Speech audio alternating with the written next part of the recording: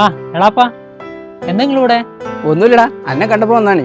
ചാവൂട്ടാ, എനക്ക് മനസ്സിലായില്ലേ കാക്കുനെ? എനിക്കൊന്നും മനസ്സിലായില്ല. അതെന്റെ കാക്കുവാണേ. എന്നിട്ട് എന്തൊക്കെ എല്ലാവർക്കും സുഖല്ലേ? ആടാ സുഖാണേ.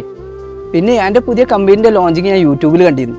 ജിന്റെ ജ്യേഷ്ഠന്റെ മോനെ പറഞ്ഞിട്ട് ആരും വിശ്വസിക്കുന്നില്ലടാ. അനക്ക് ഇടക്കൊക്കെ എന്റെ പെരേക്കൊന്നൂടെ? ഒന്നില്ല എന്റെ എളാപ്പല്ലടാ ഞാൻ. കൊറേ വർഷമായില്ലേ ഞങ്ങൾ ഇങ്ങോട്ട് മാറിയിട്ട്. ഇപ്പൊ പോയില് പിന്നെ ആ നാടനാണ് വെറുത്തു. അതൊക്കെ പോട്ടെ. പിന്നെ എന്റെ പുതിയ കമ്പനിന്റെ എക്സ്പോർട്ടിംഗ് ഇല്ലേ, അതിന്റെ ചെറുക്കാൻ പൈസ ഇല്ലേ, ഓന്റെ കൊറിയർ കോഡും ചെയ്ത് കൊടുക്കൊണ്ടു. അത് പറയാൻ വേണ്ടിയിട്ട് ഞാൻ പ്രത്യേകിച്ച് ഇവിടെ വന്നു. എളാപ്പാ അതിലൊരു വിഷയമുണ്ട്. അതിപ്പോ ഞാനിപ്പോ സൈനിനോട് ഇപ്പൊ സംസാരിച്ചോണ്ടിരിക്കാം. അതിപ്പോ ഓരോ കമ്പനിക്ക് അതിന്റെ അഗ്രിമെന്റ് കൊടുത്തേ ഉള്ളൂ. എന്നായിക്കോട്ടെ, ഞാൻ പോവാ. ഇജ്ജ് എന്തോക്കിക്കാ ആണ് നടന്നൂടെ? അല്ല നിങ്ങൾ ഓഫീസ് കയറണില്ലേ? ഓന്റെ ഒരു കമ്പനി, ഓന്റെ ഒരു എക്സ്പോർട്ടും. ബാബു അത് ജോലി ഏൽപ്പിച്ചാളാ.